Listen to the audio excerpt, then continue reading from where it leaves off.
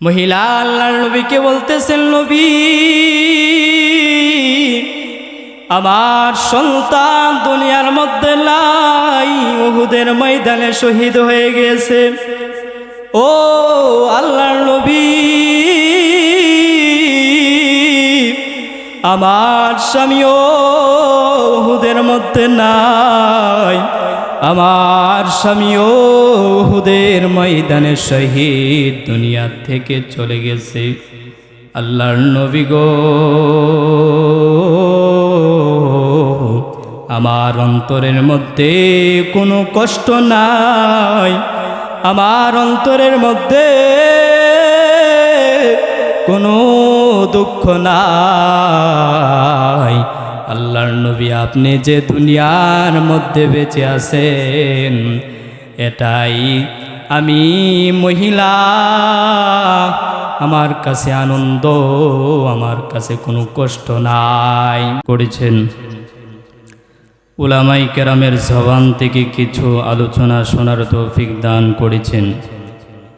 এজন্যে সকলে মহান আল্লাহ তাআলাকে রাজি এবং সন্তুষ্টি করার জন্যে সকলে অন্তরের অন্তঃস্থল থেকে কালিমাতুশ শুকর আদায় করি, আলহামদুলিল্লাহ। আমি আপনাদের সামনে মহাগ্রন্থ কালামুল্লাহ থেকে একখানা আয়াতে কারিমা তেলাওয়াত করেছি। নবী আলাইহিস সালাতু ওয়াস সালামের অসংখ্য গণিত হাদিসের ভান্ডার থেকে ছোট্ট একটা হাদিস খানা পাঠ করেছি। এই আয়াত এবং হাদিসকে সামনে রেখে সামান্য আলোচনা করব, আমার তৌফিক ইল্লা বিল্লাহ। তেলাওয়াতকৃত আয়াতের মধ্যে আল্লাহ তাআলা বলেন, কুল ইন কুনতুম তুহিব্বুনাল্লাহ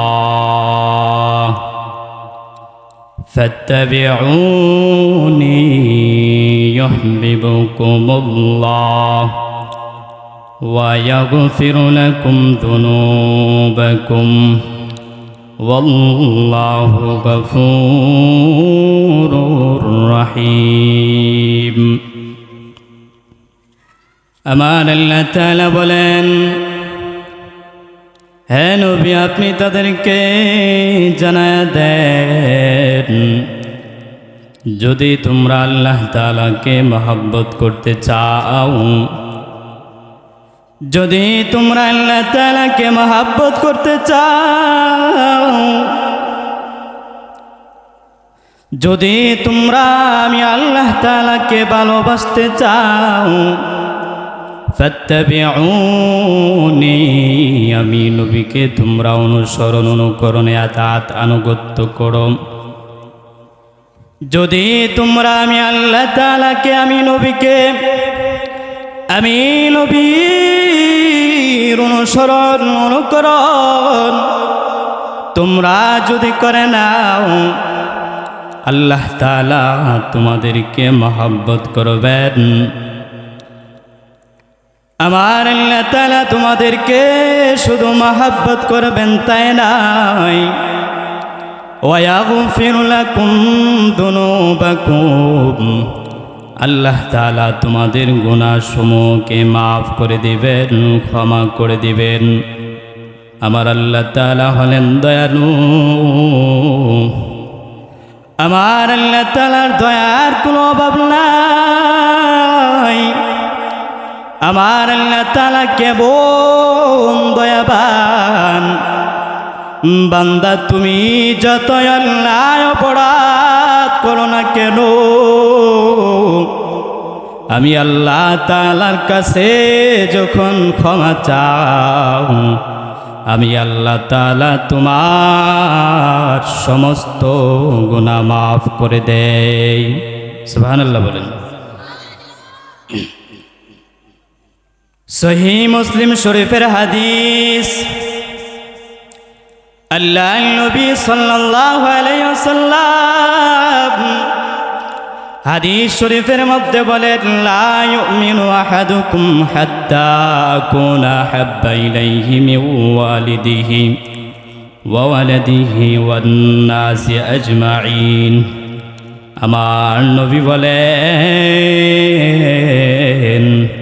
তোমাদের মধ্য থেকে কেউ পরিপূর্ণ কামেল ইমানদার হতে পারবে না যতক্ষণ না আমি নবীকে তোমার সন্তানের চেয়ে, তোমার পিতার চেয়ে আমি নবীকে ভালোবাসবা না, ততক্ষণ তুমি পরিপূর্ণ কামেল ইমানদার হতে পারবা না। তুমি যদি পরিপূর্ণ কামেল ইমানদার হতে চাও, আমি নবীকে পরিপূর্ণভাবে ভালোবাসতে হবে, আমি নবীকে কামেলভাবে ভালোবাসতে হবে। তোমার সন্তানের চেয়ে আমি নবীকে ভালোবাসতে হবে, তোমার পিতার চেয়ে আমি নবীকে ভালোবাসতে হবে, সমস্ত কিছুর চেয়ে আমি নবীকে ভালোবাসতে হবে। বুখারী শরীফের 7080 নম্বর হাদিস, হযরত আবু হুরায়রা রাদিয়াল্লাহু তাআলা আনহু থেকে হাদিস বর্ণিত। আমার নবী বলেন, কুল্লু উম্মতি ইয়াদখুলুনাল জান্নাতা ইল্লা মান আবা। কিলা ওয়া মান আবা ইয়া রাসূলুল্লাহ? قال من أطاعني دخل الجنة ومن عصاني فقد أبى। আমার নবী বলেন, আমার সমস্ত উম্মতের দল জান্নাতি ইল্লা মান আবা, যারা আমাকে অস্বীকার করে। সাহাবায়ে কেরামরা আল্লাহর নবীকে জিজ্ঞাসা করতেছেন, কিলা ওয়া মান আবা ইয়া রাসূলুল্লাহ, হে নবী আপনাকে কারা অস্বীকার করে? আমার নবী বলেন, ক্বালা মান আতাআনি দাখালাল জান্নাহ ওয়া মান আসানি ফাকাদ আবা। আমি নবীর যারা অনুসরণ এতাত আনুগত্য করবে তারা হবে জান্নাতি, আর যারা আমি নবীর এতাত আনুগত্য করবে না তারা জান্নাতি হবে না, তারা জান্নাতে যেতে পারবে না। তোমরা যদি জান্নাতে যেতে চাও, আমি নবীকে আনুগত্য করতে হবে, আমি নবীর সুন্নতের অনুসরণ করতে হবে। আর যারা আমি নবীর সুন্নতের এতাত আনুগত্য করবে না তারা জান্নাতে যেতে পারবে না। আর যারা আমি নবীর সুন্নতের আনুগত্য করবে না তারাই আমাকে অস্বীকার করে। আর যারা আমি নবীকে অস্বীকার করবে তাদের পরিণাম হবে জাহান্নাম, তারা হবে জাহান্নামী। নাউজুবিল্লাহ বলেন। আল্লাহর নবী বলেন, যারা আমি নবীজির সুন্নতের আনুগত্য করবে, আমি নবীজির সুন্নতের অনুসরণ করবে, অনুকরণ করবে, তারা হবে জান্নাতি। আর যারা আমি নবীজির সুন্নতের আনুগত্য করবে না তারা হবে জাহান্নামী। তিরমিজি শরীফের 2676 নম্বর হাদিস, হযরত আনাস ইবনে মালিক রাদিয়াল্লাহু তাআলা আনহু থেকে হাদিস বর্ণিত। আল্লাহর নবী বলেন, আলাইকুম বিসুন্নতি ওয়া সুন্নাতিল খুলাফাইর রাশিদিনাল মাহদিয়িন। আমার নবী বলেন, তোমরা আমার সুন্নতকে অনুসরণ করো, আর যারা হেদায়েত প্রাপ্ত আমার সাহাবীদের সুন্নতের অনুসরণ এতাত করো। আমার নবী বলেন,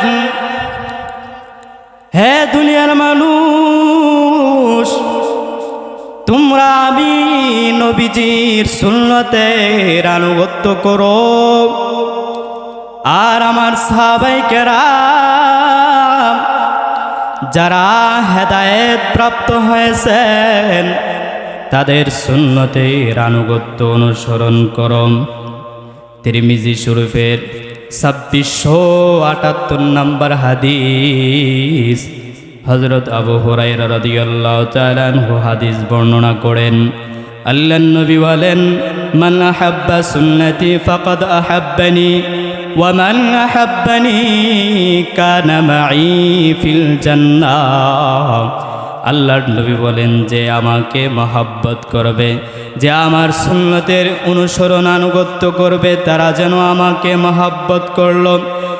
আর যারা আমাকে মহব্বত করল, কানা মাই ফিল জান্নাহ, জান্নাতে তারা আমার সাথে থাকবে।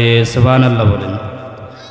আল্লাহর নবী বলেন, যারা আমার সুন্নতের আনুগত্য করবে, যারা আমার সুন্নতের অনুসরণ করবে, তারা যেন আমাকে মহব্বত করল।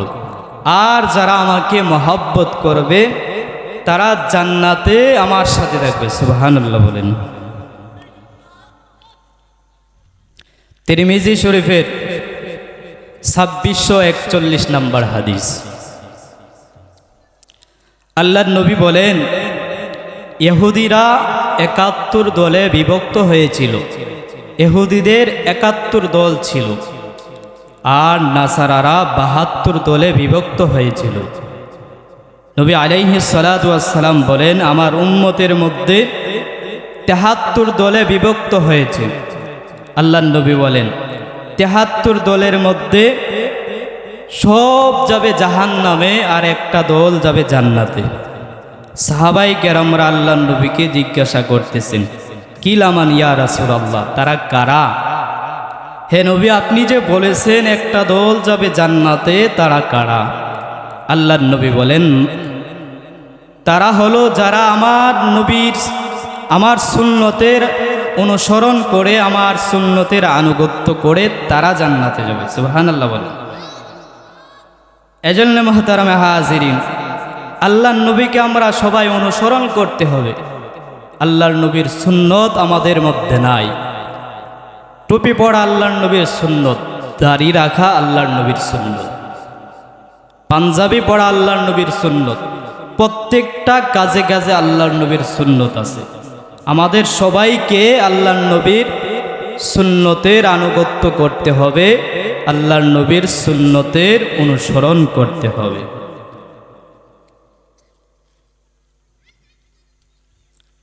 মুআত্তা মালিকের হাদিস 1595 নম্বর হাদিস, আল্লাহর নবী বলেন, সাহাবায়ে কেরামদেরকে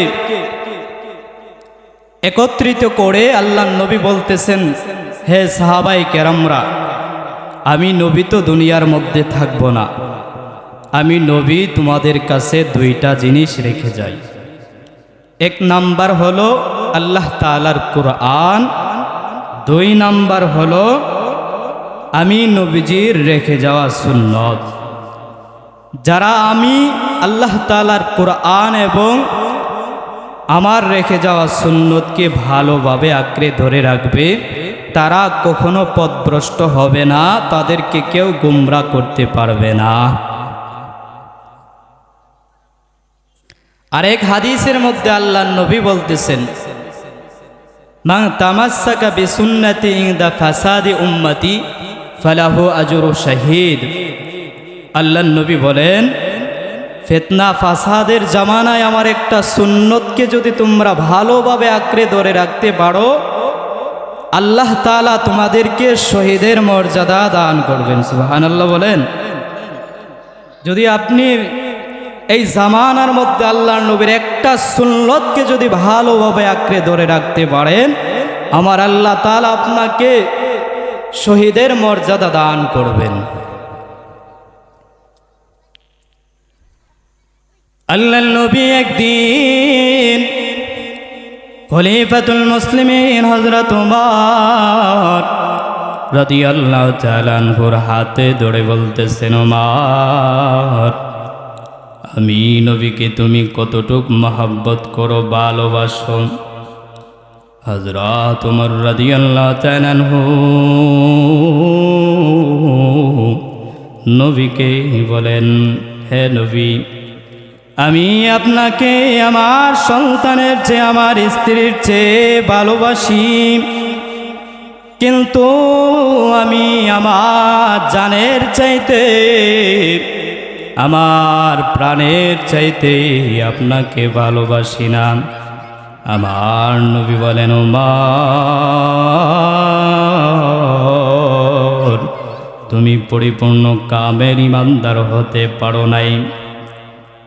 হে ওমর, তুমি যদি পরিপূর্ণ কামের ইমানদার হতে চাও, আমি নবীকে তোমার জানের চাইতে মহব্বত করতে হবে।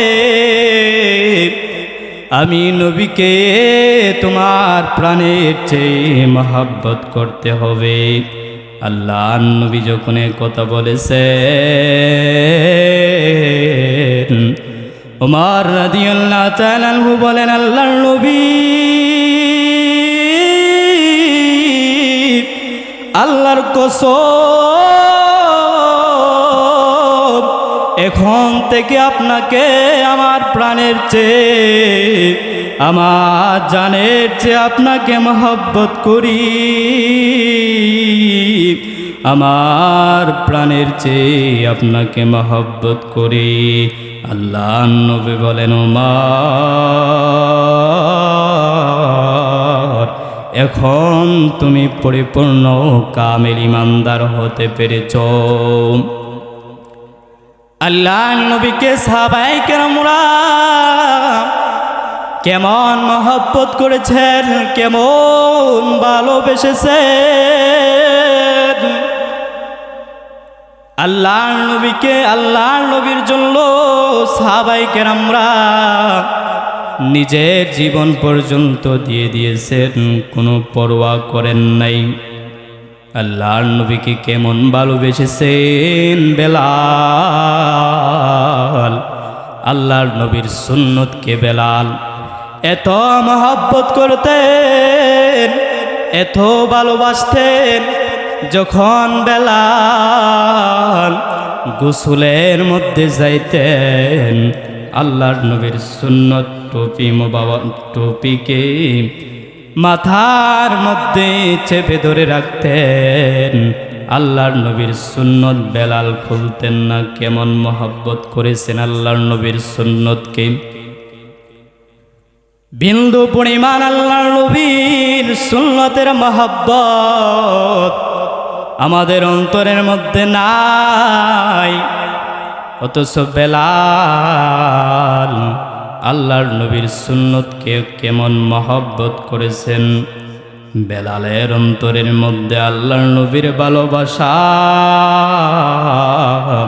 আল্লাহর নবীর মহব্বত কেমন ছিল। আল্লাহর নবী যখন দুনিয়া থেকে চলে যান, দুনিয়ার মধ্যে আমার নবী নাই। হযরত বেলাল মসজিদে নববীর মধ্যে আযান দেয়। হযরত বেলাল যখন আযান দেয়, আযান দেওয়ার পর মসজিদের মধ্যে আমার নবীকে বেলাল দেখে না। অন্তরের মধ্যে বড় কষ্ট, বড় দুঃখ। আমার নবীকে বেলাল মসজিদে নববীর মধ্যে দেখে না। বেলাল চিন্তা করলো, আমি মদিনার মধ্যে থাকবো না, আমি চলে যাব। হযরত বেলাল মদিনা ছেড়ে দামেস্কের মধ্যে চলে গেলেন। ওইখানে হযরত বেলাল রাদিয়াল্লাহু তাআলা আনহু জীবন যাপন করতেছেন, থাকতেছেন। আল্লাহর নবী স্বপ্নের মধ্যে বেলালকে বললেন, বেলাল তোমার কি হয়েছে? আমি নবীর কি মহব্বত তোমার অন্তরের মধ্যে নাই? আমি নবীর ভালোবাসা কি তোমার অন্তরের মধ্যে নাই? বেলালকে আমার নবীর স্বপ্নের মধ্যে বলতেছে, ও বেলাল, আমি কি অপরাধ করেছি? অনেক দিন হয়েছে তুমি মদিনার মধ্যে আসো না, কি হয়েছে তোমার? আমি নবীকে তুমি কি মহাব্বত করো না?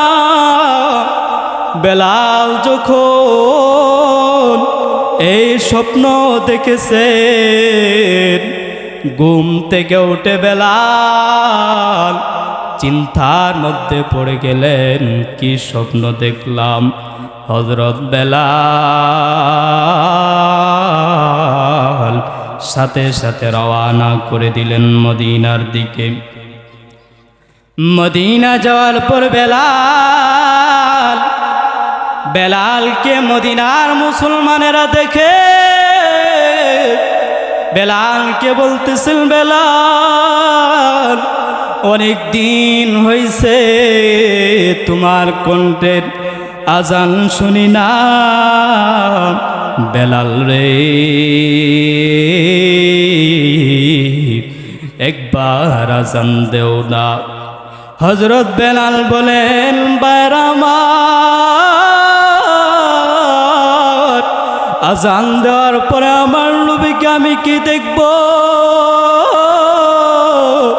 আমার নবী দুনিয়ার মধ্যে নাই। আমি বেলাল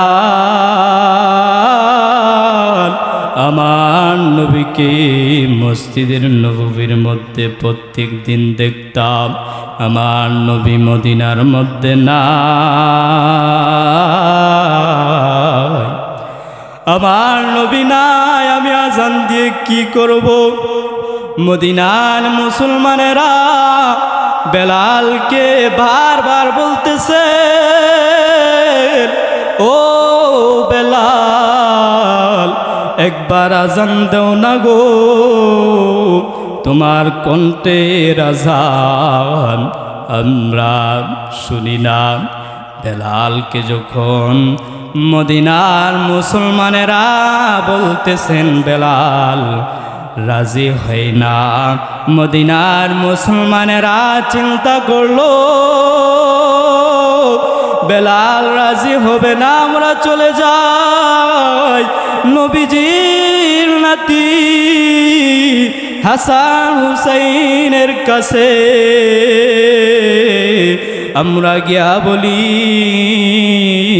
বেলাল যেন একটা বার আজান দেই। মদিনার মুসলমানেরা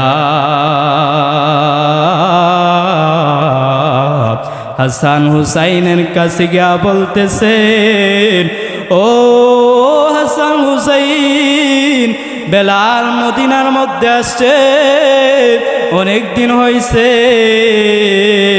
বেলালের কণ্ঠের আজান শুনি না।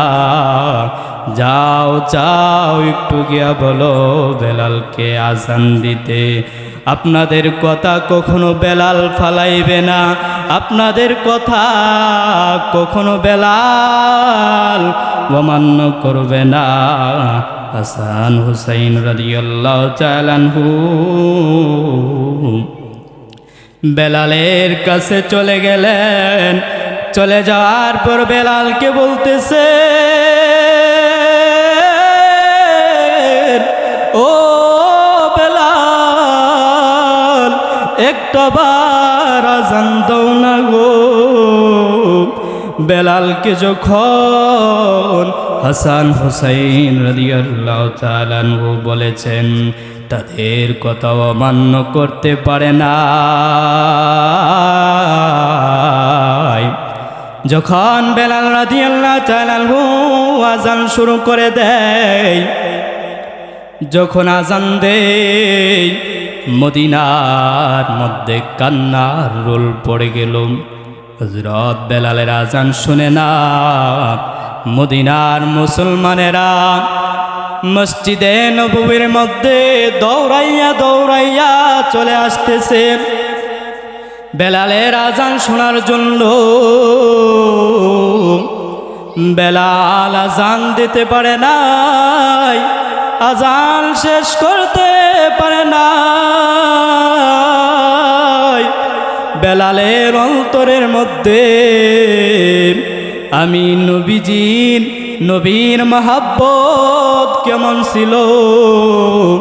ও গাজীপুরের মুসলমান, আমার নবীজির অন্তরের মধ্যে, আমাদের অন্তরের মধ্যে নবীজির ভালোবাসা মহব্বত নাই, অথচ সাহাবায়ে কেরামরা আল্লাহর নবীকে কেমন মহব্বত করেছেন, আল্লাহর নবীকে কেমন ভালোবেসেছেন। আল্লাহর নবীর জন্য সাহাবায়ে কেরামরা জীবন পর্যন্ত দিয়ে দিয়েছেন। নবীর এক সাহাবী আব্দুল্লাহ ইবনে যায়েদ ইবনে আব্দে রব্বিহি খেজুর বাগানের মধ্যে কাজ করতেছে।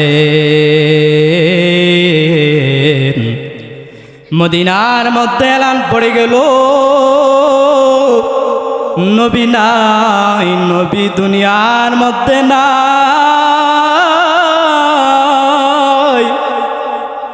ওই সাহাবী খেজুর বাগানের মধ্যে দুইটা হাত আমার মালিকের কাছে উঠায়া দিলেন। আমার মালিকের কাছে বলতেছেন, আল্লাহ,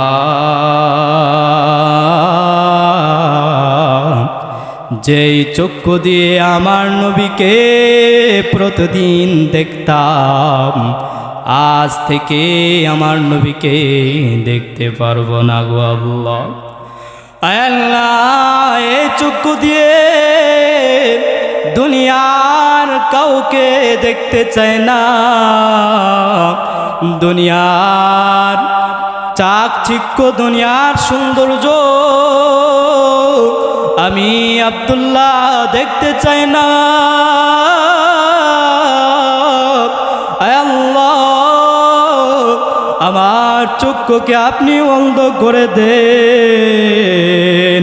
সাহাবী যখন আমার মালিকের কাছে বলেছেন, আল্লাহ, আমার চক্ষুকে অন্ধ করে দেন, এই চক্ষু দিয়ে আমি দুনিয়ার কাউকে দেখতে চাই না, আমার নবীকে আমি দেখতে পারবো না, এই চক্ষু দিয়ে আমি কাউকে দেখব না।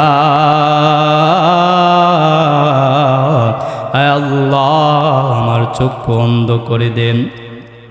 সাহাবী যখন এই দোয়া আমার মালিকের কাছে করেছেন, আমার মালিক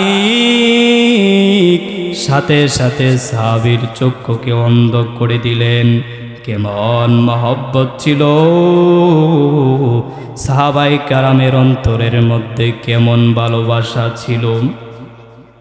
মহিলা সাহাবা পর্যন্ত আল্লাহর নবীকে ভালোবাসতেন, আল্লাহর নবীকে মহব্বত করতেন। একজন মহিলা মদিনার মধ্যে যখন এলান এসে পড়েছে, আল্লাহর নবী উহুদের ময়দানে শহীদ, আল্লাহর নবী উহুদের মধ্যে শহীদ, আল্লাহর নবী দুনিয়ার মধ্যে নাই, তখন ওই মহিলা আল্লাহর নবীকে দেখার জন্য উহুদের ময়দানের দিকে দৌড়াইতেছে।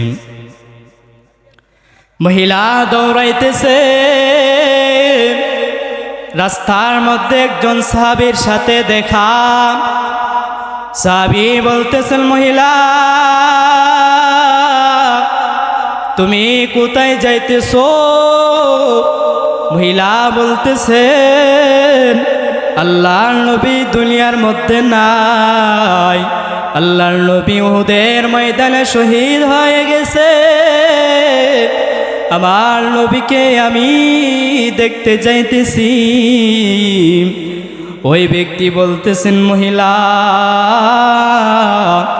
আর যাওয়ার কোনো কারণ নাই, উহুদের ময়দানে তোমার সন্তান শহীদ হয়ে গিয়েছে, মহিলা উহুদের ময়দানে যাওয়ার কোনো দরকার নাই।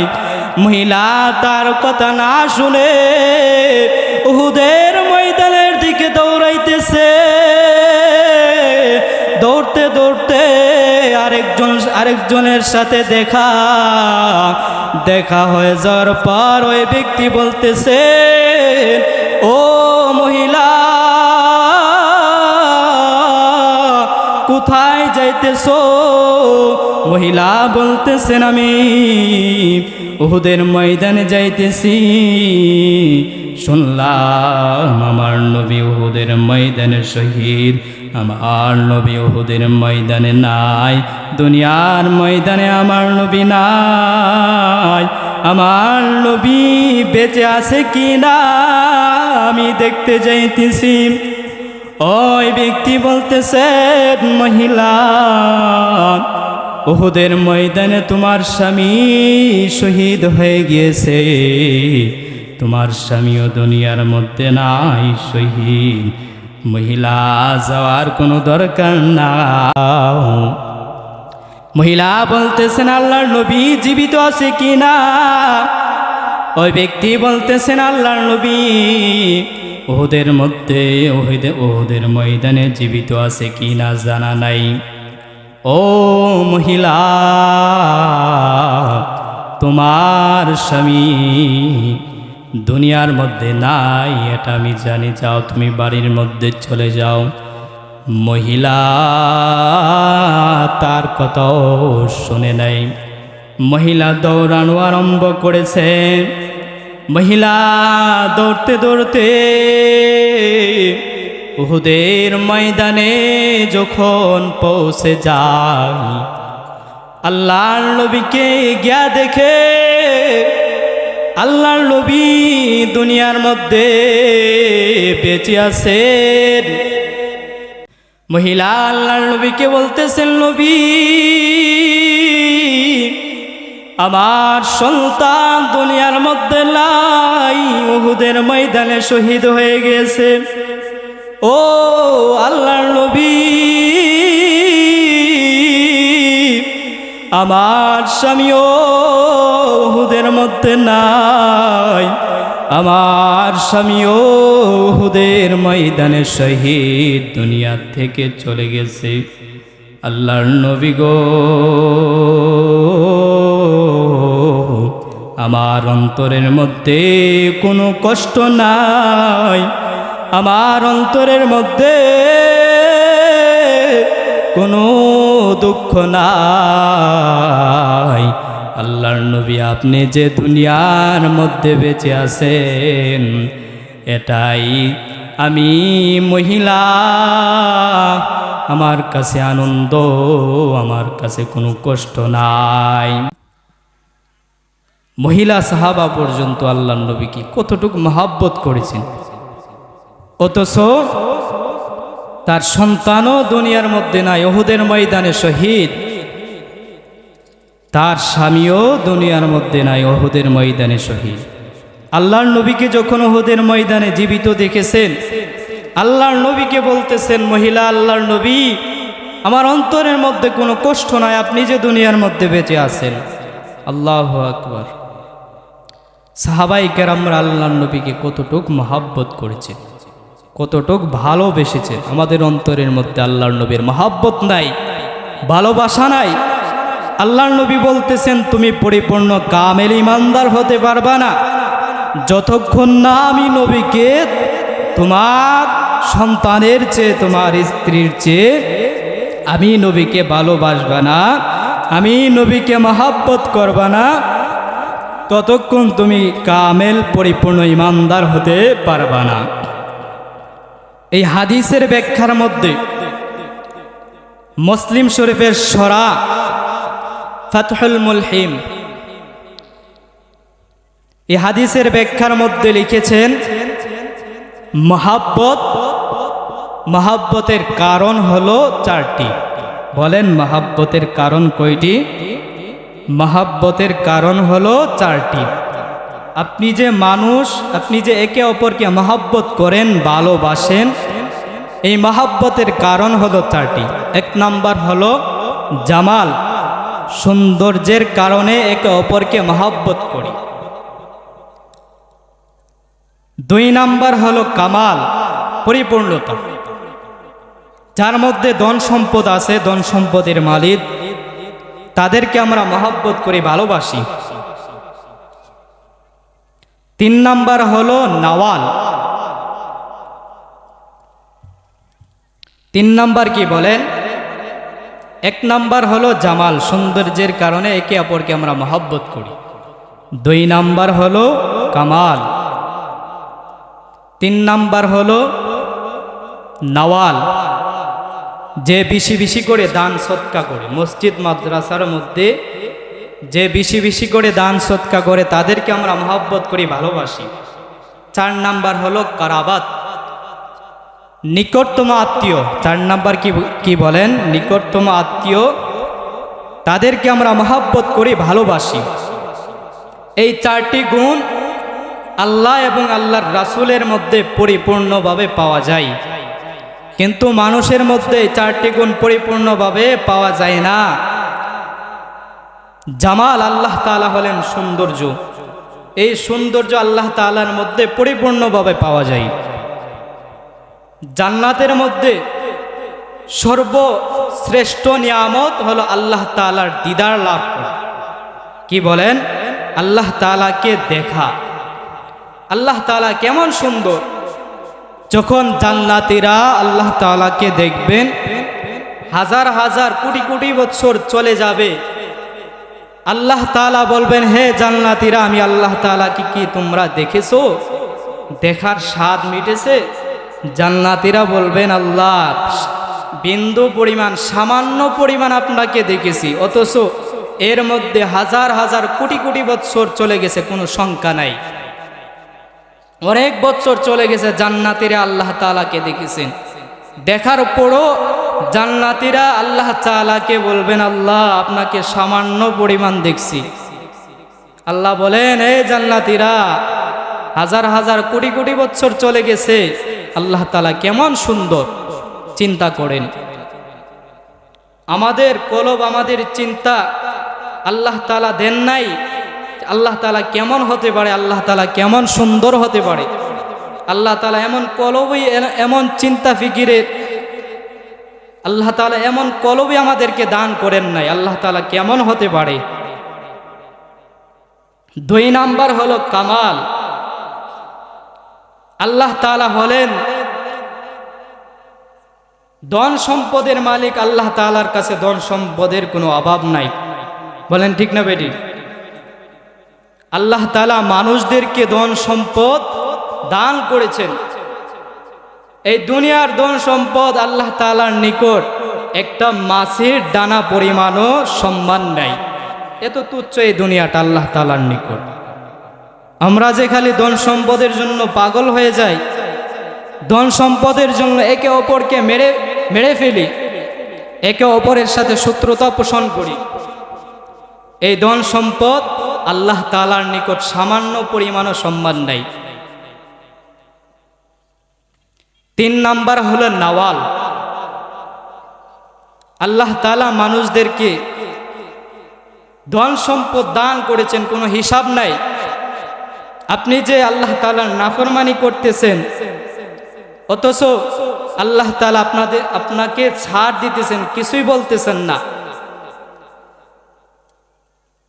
আল্লাহ তাআলা যে আপনাদেরকে নিয়ামত দান করতেছেন, এই নিয়ামতের কোনো বিনিময় আপনাদের কাছ থেকে চাইতেছেন না। আল্লাহ আপনাদেরকে খাওয়াইতেছেন, কোনো দিন বলে নাই যে আমাকে টাকা দাও। আল্লাহ তাআলা হলেন দানবীর। আল্লাহ মানুষদেরকে, হিন্দু বৌদ্ধ যারাই আছে, যারা মুসলমান, তাদেরকেও আল্লাহ দান করেন, আর যারা হিন্দু বৌদ্ধ তাদেরকেও আল্লাহ তাআলা ধন সম্পদ দিয়েছেন। 3 নাম্বার হলো কারাবাত, নিকটতম আত্মীয়। আল্লাহ তাআলা মানুষের শারগের চেয়ে আরো নিকটে। কোরআনের মধ্যে আল্লাহ তাআলা বলেন, ওয়ানাহনু আকরাবু মিন হাবলিল ওয়ারিদ, আমি মানুষের শারগের চেয়ে আরো নিকটে। এই চারটা গুণ আপনাদের সামনে বলেছি, এই চারটা গুণ আল্লাহ তাআলার মধ্যে পরিপূর্ণভাবে পাওয়া যায়। এই চারটা গুণ নবীজির মধ্যে পরিপূর্ণভাবে পাওয়া যায়। পরিপূর্ণভাবে আল্লাহ এবং আল্লাহর রাসূলকে মহব্বত করতে হবে, ভালোবাসতে হবে। আল্লাহর নবীর মধ্যে এই চারটি গুণ পরিপূর্ণভাবে পাওয়া যায়। এক নাম্বার কি বলেন? সৌন্দর্য। আল্লাহর নবী কেমন সুন্দর ছিলেন। জুলাইখা ইউসুফ পয়গম্বরের সাথে জেনা করার, খারাপ কাজ করার চেষ্টা করেছিল। তখন মিশরের মহিলারা, মেয়েরা বলতেছে, একজন প্রধানমন্ত্রীর স্ত্রী হয়ে একজন গোলামের সাথে জেনা করার চেষ্টা করেছিল। মহিলারা জুলাইখাকে তুচ্ছ তাচ্ছিল্য করতেছে। তখন জুলাইখা মিশরের সমস্ত মেয়েদেরকে ডাকলেন। মিশরের সমস্ত মেয়েরা জুলাইখার কাছে আসছে। আসার পর জুলাইখা তাদের হাতে একটা করে ছুরি আর একটা করে ফল দিলেন। জুলাইখা মহিলাদেরকে বলতেছেন, এই মহিলারা, তোমরা ফল কাটো। ওই সময় ইউসুফ পয়গম্বরকে মহিলাদের সামনে আনলো। ইউসুফ পয়গম্বরের সৌন্দর্য দেখে মিশরের মহিলারা ফল কাটতে গিয়া তাদের আঙ্গুল কেটে ফেলেছে। ইউসুফ পয়গম্বরের সৌন্দর্য দেখে তাদের ফল না কেটে তাদের হাতের আঙ্গুল কেটে ফেলেছে। টের পায় নাই, বলতে পারে নাই। আম্মা জান আয়েশা রাদিয়াল্লাহু তাআলা আনহা বলেন, হে দুনিয়ার সমস্ত মানুষ, শুনে রাখো,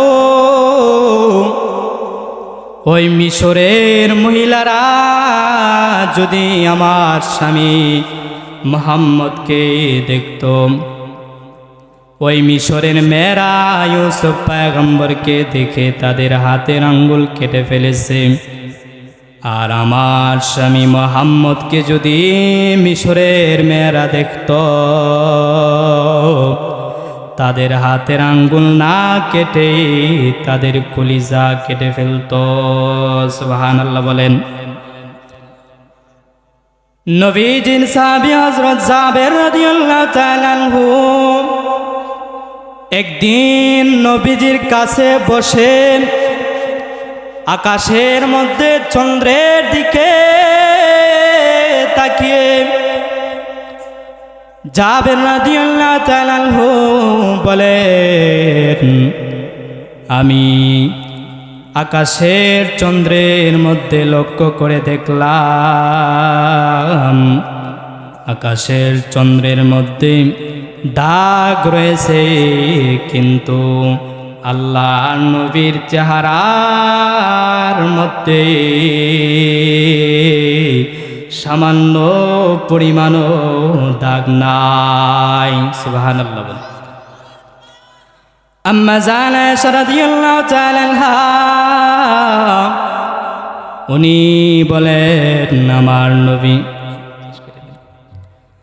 উনি বলেন, আমার স্বামী মুহাম্মদ আমার হুজরার মধ্যে যখন আসতেন, আমি যখন কাপড় সেলাইতাম, যখন আমার হাত থেকে সুই পড়ে যেত, আল্লাহ নবী যখন তাশরীফ আনতেন আমার হুজরার মধ্যে, আল্লাহ নবীর চেহারার আলোতে আমার সুইকে আমি খুঁজে নিতাম। এই মুসলমান, শুনে রাখো, আল্লাহর নবী কেমন সুন্দর ছিল। আল্লাহর নবীর সৌন্দর্য দেখে কাফেররা ইহুদিরা পর্যন্ত কালেমা পড়ে মুসলমান হয়ে যেত। সুবহানাল্লাহ। মুহতারামে হাজিরিন, আজান পড়ে গেছে, এখানে আমার বক্তব্য শেষ করে নিলাম। আপনারা আমার জন্য দোয়া করবেন। আমি আপনাদের এলাকার কৃতি সন্তান, অনেকে আমাকে চিনেন। আমার জন্য দোয়া করবেন, আল্লাহ যেন আমাকে দ্বীনের দায়ী হিসেবে কবুল করে নি, আল্লাহ যেন আমাকে দ্বীনের খাদেম হিসেবে কবুল করে নি।